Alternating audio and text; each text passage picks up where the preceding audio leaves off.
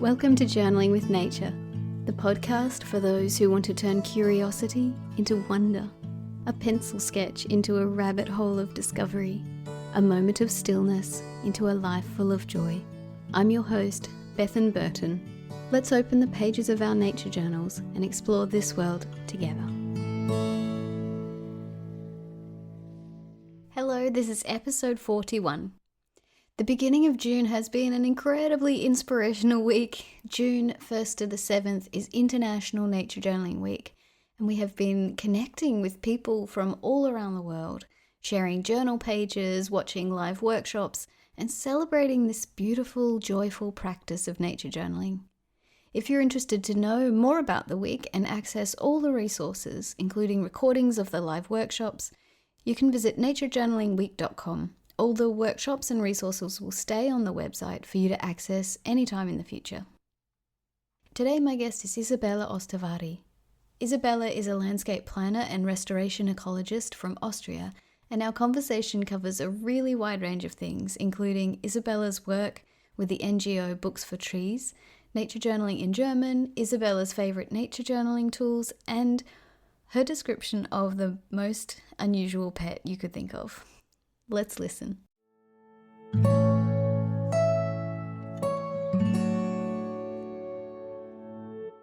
Isabella, thank you so much for being here on the podcast with me. Thank you too. I'm really looking forward to talk to you. I often start by chatting about early nature experiences. Did you have nature in your life right from the beginning? Yeah, I guess you could say that. I grew up on the countryside in Syria, and it was, I don't know how you could compare it to where other people live, but it was not suburban, but we had we had a huge compound where we could run around, and it was not like what most people would perceive as nature because it was just lawn and a hedge so the children wouldn't run out onto the street. But I mean, as I got older, I could explore the surroundings a bit more, and it was not dangerous because there weren't many cars. So I would often go out exploring to the two rivers that we had, or to a small forest that was close by, and those were accessible to kids up from 7 years up. And so I really liked being there. I didn't know much about nature, just what you would learn from your parents if they're not completely nature blind, like this, that's an apple tree, and that's I'm going to use Latin names for the plants, that's a tilia and stuff like that. So just regular things. And I mean, but what was really, I still, there's this one memory, and I still think back to that a lot. Like at least once a month, I'm like, this was so important to me. Like probably I got interested because of this. So I was like 3 or 4 years old, maybe even 5. I don't remember really, but I was very little. And I was barely able to grasp the concept that if you have a seed and you put it into the soil, then there would be a plant. And I had heard about that, but I wasn't really sure if that really would work, like it would be totally amazing if it did. So when I ate an apple, I was like, Mama, do you think there would be a tree if I put that seed into the pot? And she said like, well, she doesn't know because it's a cultivated apple. Mm-hmm. But I could try and see. She showed me a place where I could put them into the soil, and they really germinated. I had Wow. After a little while, I had like 4 little seedlings, and I think 3 of them died, but one of them just kept growing and growing and growing. And I was like, oh my God, I made an apple tree. And I was Yes. just so happy to see them germinate. And then to this day, we still have this tree. And actually, Oh, my wow. my parents moved to another place when I was 14, and they took the apple tree with them. That's a beautiful memory. Wow. In fact, you've just reminded me of a memory that I have of something similar. I found some pine. I don't know the species, but it was some species of pine. It had little winged seed. And I found this and I realized, oh, this is actually a seed. And I guess I'd seen them before, but I was young and hadn't connected that to being a seed. And then I popped it in a pot and it grew into a little pine tree. And I remember that same feeling, like, oh, something just miraculous has happened here. A tree has come out of this tiny seed that I put in the soil. And yeah, wow. You've just reminded me of that. But that apple tree memory is completely beautiful, and so beautiful that your parents took the tree with them. Yeah, I love that. And in fact, um, it flowered for the first time like shortly after we moved to that place. And then eventually it even started growing apples. And before that, like long early, my our neighbor, he knows how to graft, and he grafted one of his apple trees onto the ground, or what it's called, I don't know, the base. He Mm-hmm. grafted it onto the base, so it would be able to produce moderately good apples. But yeah, the apples are really terrible. the they are mealy and sour and Yeah. dry. Yeah. But it's an apple. Yes, it's my apple tree. That's beautiful. Thank you for sharing that memory. I love that. Wow. And so now you've grown up, you're a restoration ecologist. Can you tell me about your studies and your work in restoration ecology? Yeah, so when I studied restoration ecology, and even now it's not actually a proper curriculum, but I did an individual curriculum. So I handpicked my courses from forestry, landscape planning, and agricultural studies, and I don't know what else, all the things that are offered at my university. And I just thought, like, okay, what would I need for restoration ecology, or for restoring an ecosystem? And then I picked those lectures and seminars. Mm. And after that, yeah, I never really worked in a company that just does restoration ecology, because restoration ecology is a very international concept, and it's usually not something that Europeans, especially Austrians, would frame their projects as. Like, people don't think about restoration projects. They think about like um, biodiversity projects and regional development projects, and it's not really framed like restoration ecology. Mm-hmm. Mm-hmm. But through my work for the NGO Books for Trees, I still do this kind of restoration work, which is very much about making ecosystems more productive again, more like they used to be, more suitable to the people who live in them, thinking about livelihoods also. Mm. That's so interesting. So tell me a little bit more about Books for Trees, where it's based, and what they do. Yeah, Books for Trees is an NGO based in Austria, and we are active in eastern Kenya in the Lake Victoria region. It goes back to a friendship between the founder of Books for Trees and a friend of his. They met in Vienna, and he's from Mm-hmm. Kenya. And at first, it's called Books for Trees. It's because they had this initial action of buying school books for schools in the rural areas who are not so well equipped, and in turn those schools would set up little nurseries and teach the children how to plant trees, and even have them take trees at home and plant them there. And from there it has really grown, because eventually I thought, like, okay, this is not really changing anything, because we have, I mean, of course it's nice for those kids, but if you think on a large scale, Mm. projects like this have existed since the 80s, and probably even earlier, because of course even during colonial times people were probably engaging in projects like this, like, oh my god, this is so bad, we should really do something about it. Okay, just have people plant trees. This is like a really simple thought. It must have been around for a while.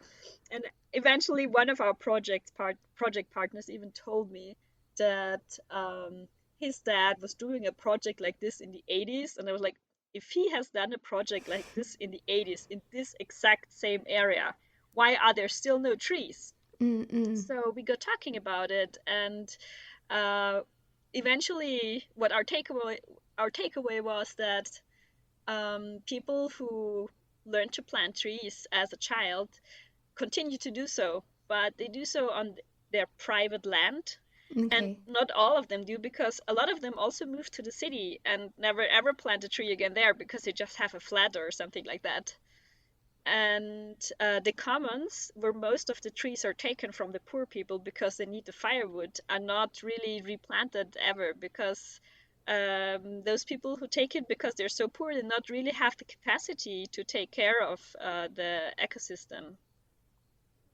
And that's when we thought, like, okay, maybe we should take a different approach and also engage more in regional development on a larger scale. And regional development means a lot, but mostly it means that you also have to include livelihoods. Mm, mm. If you want to do nature conservation, you also include livelihoods into the whole planning, into the whole idea.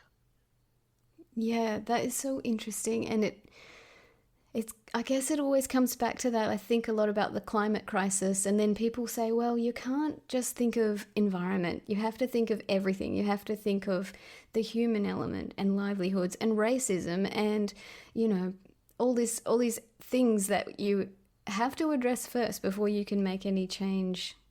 You can't just isolate, oh, this is the environment and we'll fix that, because it's not in a vacuum, it's in a system, and you have to consider the system. Yeah, exactly. That's actually almost what I've wrote on our website, that the environment we're trying to restore doesn't exist in a vacuum, but in a Mm, social context. And if we want to restore the environment, we have to also consider the social context. And mm, of course, we're trying to stick to our profession because there are already too many bad projects by people who are not really trained in the profession they're trying to mm. meddle with. But we try to do it as holistically as we can possibly manage, so they have a good impact. Ah, wow. So I'm interested in how you came to nature journaling. You're a big nature journaler now, and I'm interested in how you got started.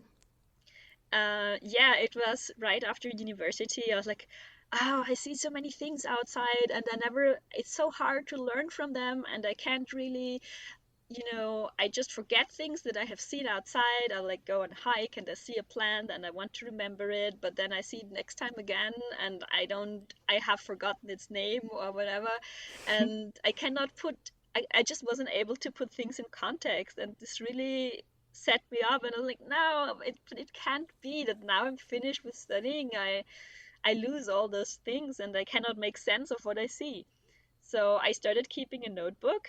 It was just like, even when any nature journal entry that you see from me online right now, it's still that book from when I started in the beginning. But I just recorded writing. I just wrote everything down, what I saw and everything. And not a single drawing was there.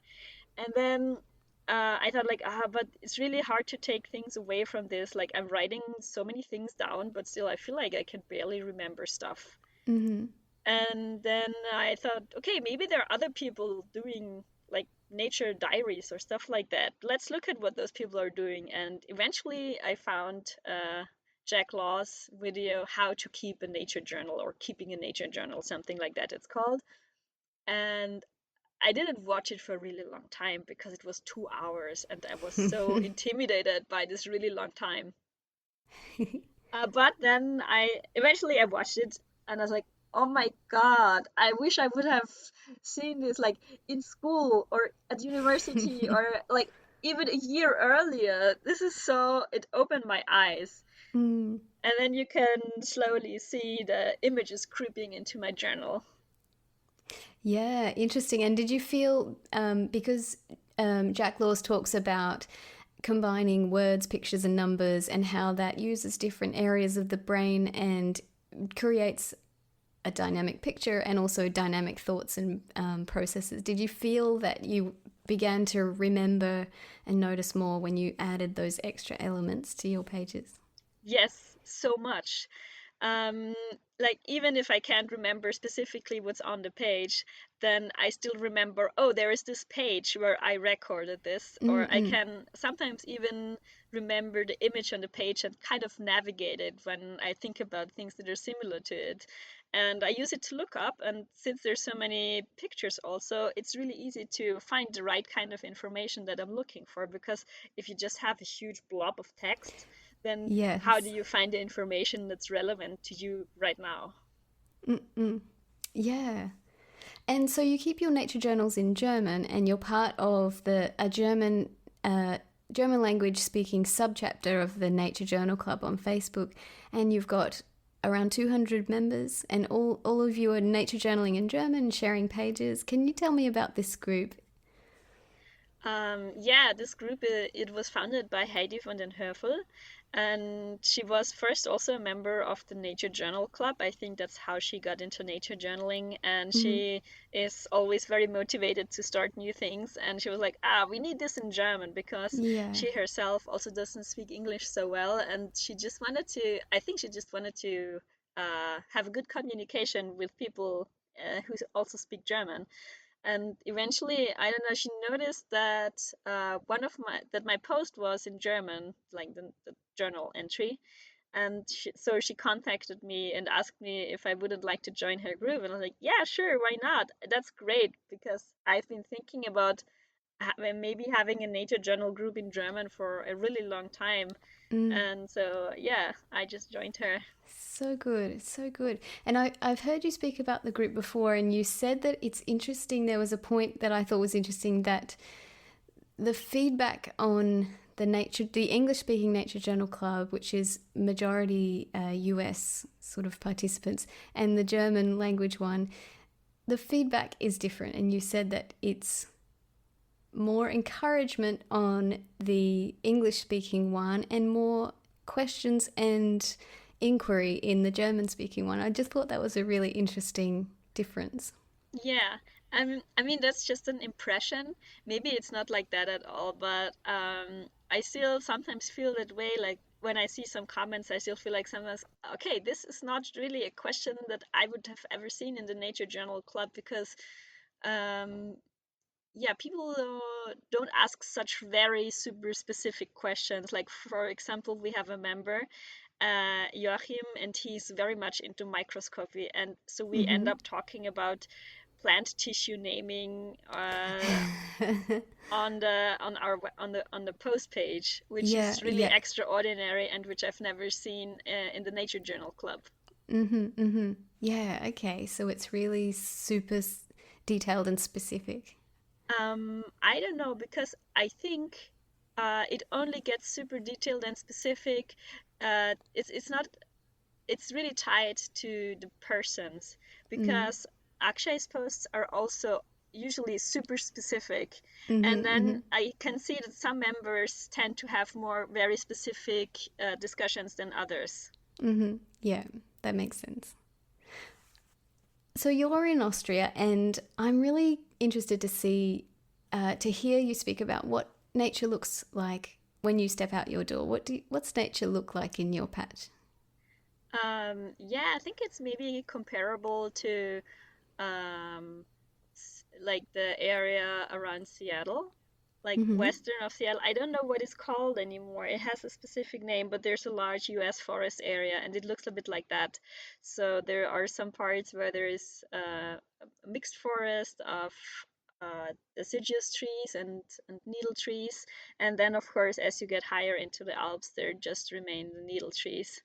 And what's really different from the US is that we had a huge ice age covering all of Europe, and we have the Mediterranean Sea and the Alps, which made all the species go south, and then they were stuck. They couldn't go back. So they remained in Turkey and on the southern Mediterranean Mm. coast, and most of them never made it back to Europe. A very good example for this is the amber tree. It's called, I think, Liquidambar okay, I don't remember the second name, but it's the amber tree. Mhm. And that tree used to be native to Europe, and as the Ice Age came, it doesn't take so much cold. It migrated south, but it never migrated back to Middle Europe. Mhm. So we can still plant it now, but it's not really a part of the native flora anymore. And then that raises the question, of course, what is native, which is really Yes. interesting. That's so interesting. I mean, you're thinking back thousands of years and yeah, interesting. Like geological, on a geological timescale. Yeah, wow. So clearly you're a plant person, and I'm wondering, yes, by that I mean you're drawn to plants more than other life forms in the environment. And I'm wondering about that. What do you love about plants? Yeah, I don't really know why it's just plants, but because I mean, birds are interesting too, and ants and worms and snails and everything, but plants are just, I don't really know why they're so special to me. Maybe it's because they are in a way such a limited life form. They start growing somewhere and then they're just there forever for the rest of their lives usually. And it's just so amazing how they still make do with whatever they find.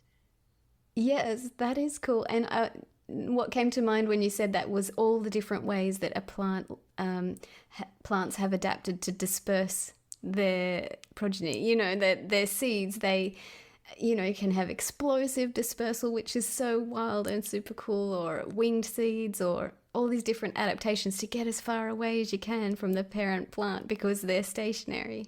Yeah, and I mean, also another factor is that they're really easy to observe. Like, mostly they don't run away. And if you cut them up, it's not really an ethical problem for most people. So that's also really cool about observing plants mostly. That's true. That's a good point. I saw on your website that you've given workshops, plant identification workshops, where you take people out and into the field to identify plants, and also workshops on wild edibles and trees. Can you talk about this work, connecting people with plants in this way? Like, what do you feel about that, about the importance of connecting others with plants? Earlier, I really used to feel like so much like I want to share what I know. Mm. And I have really moved away from that towards I want to get ever deeper into the topic, which Mm. is like I don't really think anymore how to connect people to a topic. I think mostly about how to um, present my topic or my nature journal page in a way that makes it understandable for other people, so they are more easily able to talk about it with me, so I can get deeper into the topic. Like, if someone Yeah. reads it and understands what I'm saying and then asks a really well informed question or a really basic question which I never thought about, then I can learn more about it. So that's what I'm thinking Mm. about much more right now.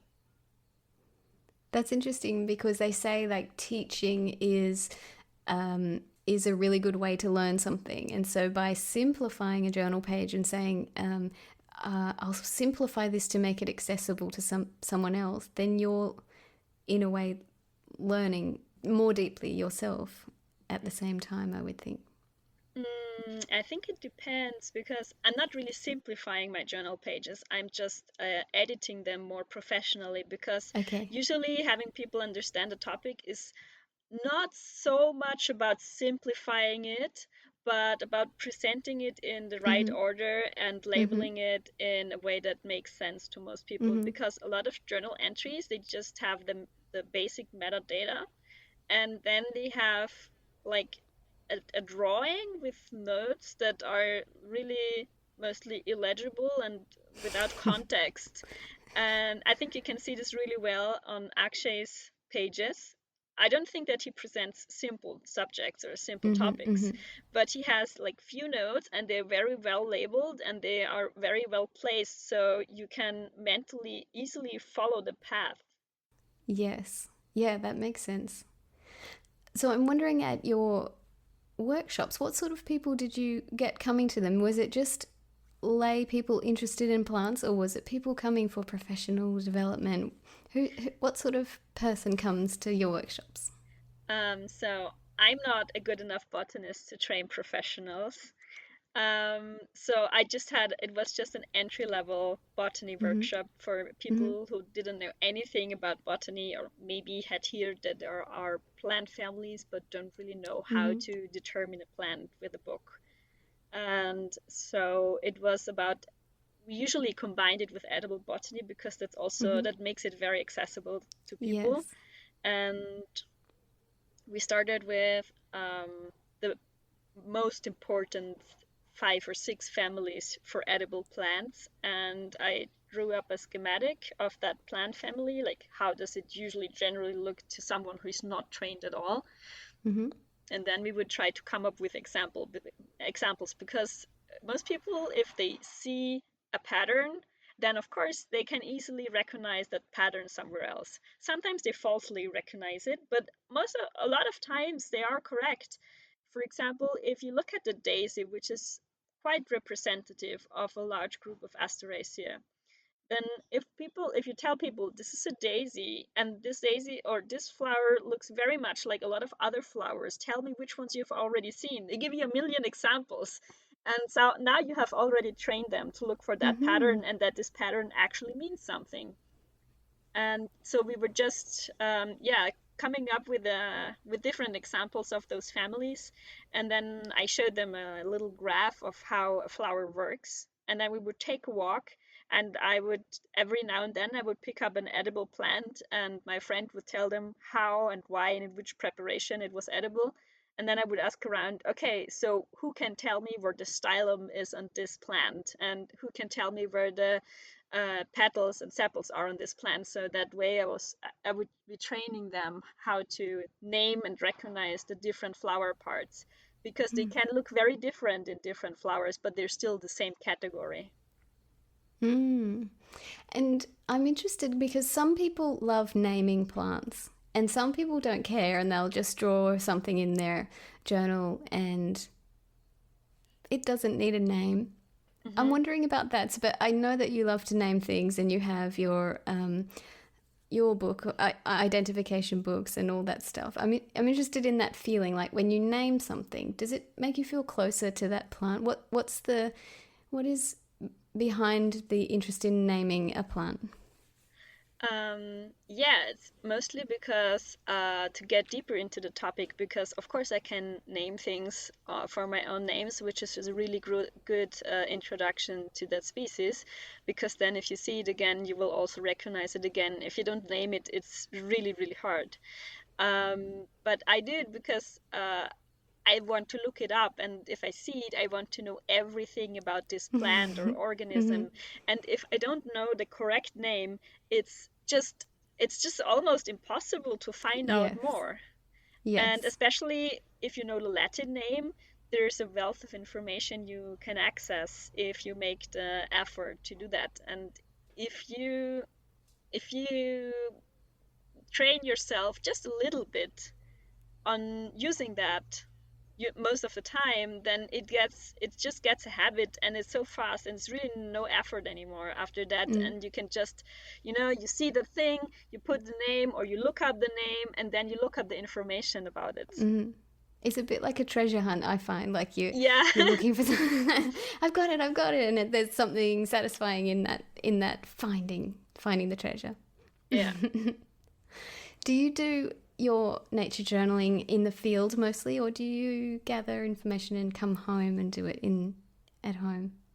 It depends a bit. Sometimes, like landscape sketches, I usually do it in the field, Mm-hmm. but and earlier also I have done plant sketches a lot in the field, but now I have switched more to doing it at home, because I've started going into ever more detail, and also like wanting to draw so many plants that I could not possibly do it in one sitting. So just Mm-hmm. take them with me and put them in the fridge, and they keep up to 2 weeks, and then I can Mm. just keep on drawing. That's so interesting. And what do you love to sketch with it? What are your go-to nature journaling materials? Yeah, let me pick up my pencil case, because then I can really tell you in detail. Yeah. So, so usually everything I have goes in one pencil case because I Okay. just want to be able to pick it up and take it with me. Sometimes I take things out, but I have like a small traveling pencil, a Mm-hmm. brush, a traveling brush, and a tiny water container.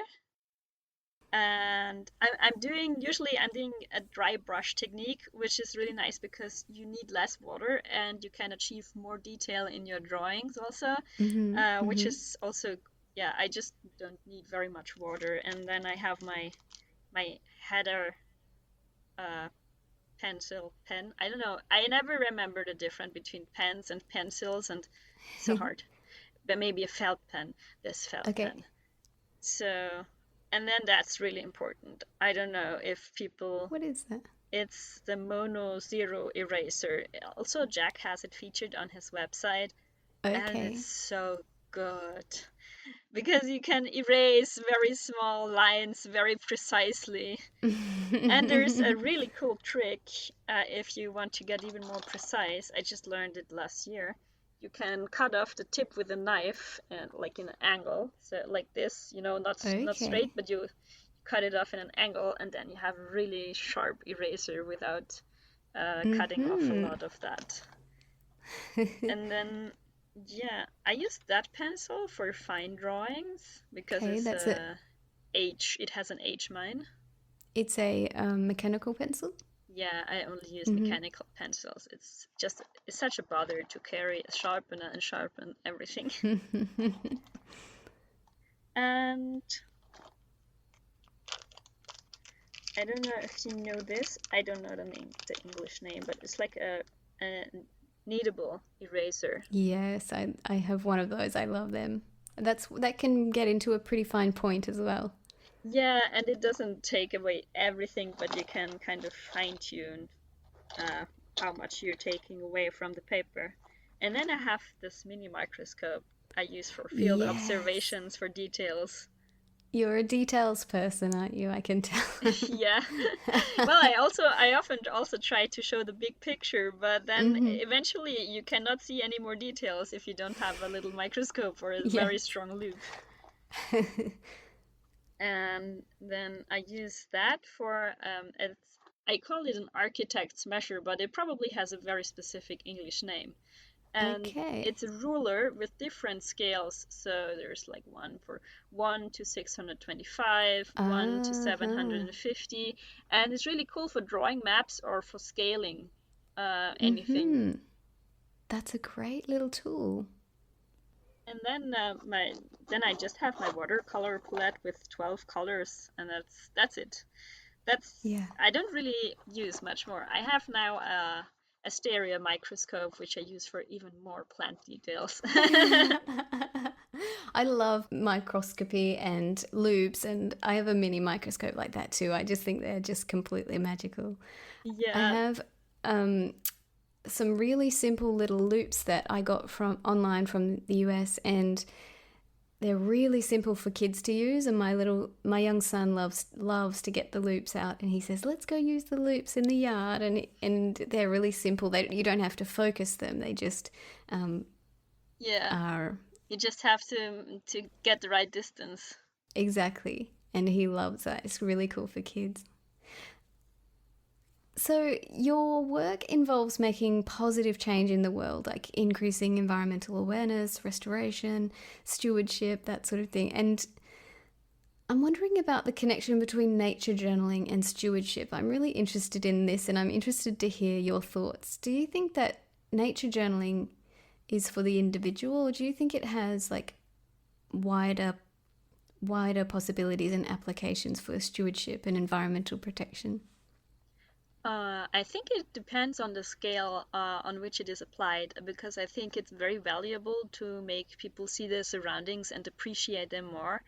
It's like a person studying art history, and before they just look at the picture and, oh, this is gray and blue, and then afterwards they look at it and they can see everything. And or the Yes. same is with people who learn to play an instrument. As soon as you know how hard it actually is to play that instrument, you are more able to appreciate the music other people do. And so in that way, it can really help to create awareness. and of course also generate support for nature conservation. But I think it also has its limitation because from my other job, I also work as a professional landscape planner. I know that nature conservation is about lobbying on a Mm, political mm, scale, mm-hmm. and no amount of nature journaling is going to achieve what one well-connected person can achieve in lobbying. Mm-hmm. Mm-hmm. So yes, do as much nature journaling as possible with as many people as possible, but don't be fooled. It's not going to change the environmental policies in your area because even if a lot of people would like those policies to change, it's usually quite a fight to improve them because Yes. political structures are historical, and even if people who were kids and had nature journaling and love nature, it's not just that the policy changes with it. Yes, and maybe maybe along with that, it creates people who then create change in policy, if you know what I mean. Like, Exactly, that is where nature journaling maybe can inspire people or can inform people who later become politicians. mm-hmm. But I think it needs like a action from both levels. So, Yes. and also maybe to politicize nature journaling because it's not Mm-hmm. just a pretty hobby. Journaling nature and being interested in your environment can also be very political because what is it that you're journaling? Or, I mean, this is a topic for Australia and the US. Are you journaling possibly on Native American land? Mm-mm. Yeah. Yeah, absolutely. That's a huge topic, isn't it? Yeah. Sometimes I ask guests about the nature journal discoveries that they've been documenting in their journals lately. And I saw a recent post that you put up, and it was about a page you posted which was documenting your pet slime mold. Yes. Can you tell me about this? Your slime mold even has a name. Yeah, his name in German is Niemand, which translates to nobody in English, because I had like this idea that I really want to get a slime mold because they're so interesting, and a colleague of mine who is in forestry was always sending me pictures, and then I saw this huge documentary which I think now all my friends have seen also, and I just wanted to have one. And I totally messed it up the first time. Like I grew it, I was like, oh my god, there's a slime mold and it's growing, and I didn't recognize that it was already getting moldy. And I named it Buffy because I thought it would be so strong, like Buffy the Vampire Slayer. Oh, And then it just died. I'm like, no. where And does a person get a slime mold? Where did you get it in the first place? I just bought it at the person who also sells insects for terrariums and stuff like that. And there's biology, some biology, some some companies that sell biology class Ah, yeah, supplements Mm-hmm, mm-hmm. that sell also slime molds because it's a very easy or rather easy to keep organism. I mean, I killed it right away. I shouldn't say that it's easy to keep it. Wow, okay, so Buffy died and then you got nobody. Yes, and I was like, okay, what am I gonna call this slime mold? Because it has to be really epic and well-fitting, and I couldn't think of something for 4 months. And I was like, okay, maybe. And then I thought about this Odysseus saga, the Greek hero, and like, Yes. yeah, you're nobody.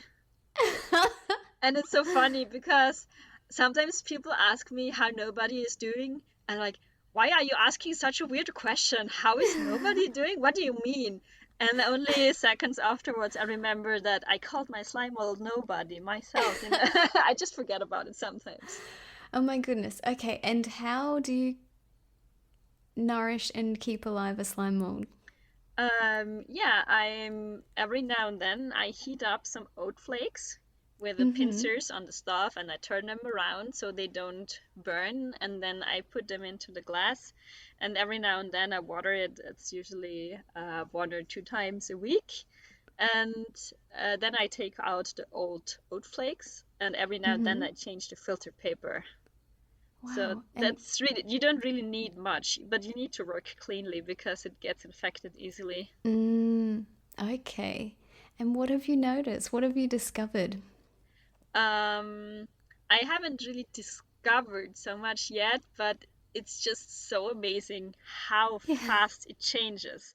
You put, you know, you see the pictures and it doesn't really communicate, but you put an oat flake in the morning and in the evening it's there eating it, which is really amazing because if you just look at it for like 5 minutes, you cannot really see any change. It looks Mm. like stationary, like a blob of orange color, but it moves so fast when you look at it like a few hours later.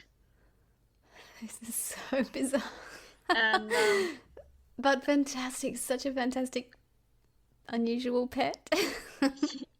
yeah, but I would totally recommend it for people who would like to introduce pets to their kids but are not sure Yeah. if they're able to keep it up. If you kill a slime mold, then really don't get a dog.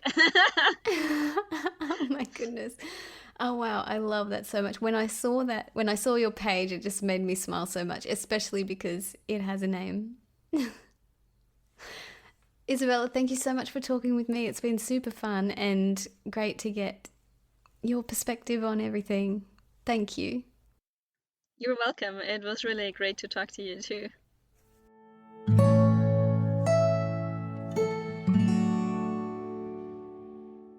I hope you enjoyed this conversation with Isabella. I was so touched by the story she told right at the beginning about the apple tree and how that was the spark for her future love of plants. It touched me also that she said she thinks about it at least once a month. It's so impactful. Sometimes I wonder if asking the same question of all my guests, the one about early nature experiences, is getting boring for you, the listener. But then I hear answers like Isabella's, and it reminds me how each person's nature experiences are unique and special. And I'm so glad I asked her this question. I was really tickled by our conversation about the pet slime mold nobody. It made me want to run out and get a pet slime mold. Did it do the same for you? I was grateful for the reminder from Isabella about how our desire for nature conservation has to be active. I tend to go on quite a bit about how nature journaling can save the world because by connecting with nature, we're growing love for the planet and therefore we're going to become environmental stewards and act for change. Isabella gave me the gentle reality check that no amount of nature journaling is going to save the planet without a lot of lobbying and policy change. So I invite you to think about ways that you could be actively putting pressure on your government to make the necessary changes to enact environmental protection in your area.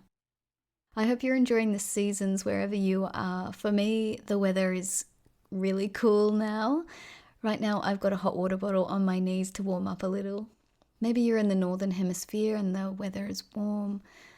Wherever you are, I want to thank you for being here.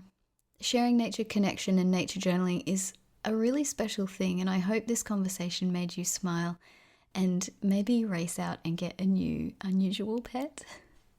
If you're enjoying the Journaling with Nature podcast, you can support it by going to patreon.com/journaling with nature, where you can pledge a small contribution as little as $1 per month. This helps keep the podcast going, and your donation is really appreciated. If you'd like to support the podcast in a different way, you can give it a 5-star rating on Apple Podcasts or wherever you listen. This helps Journaling with Nature get found by new listeners who might be interested in learning from nature journalists like Isabella and others. So thank you so much for listening. See you next week.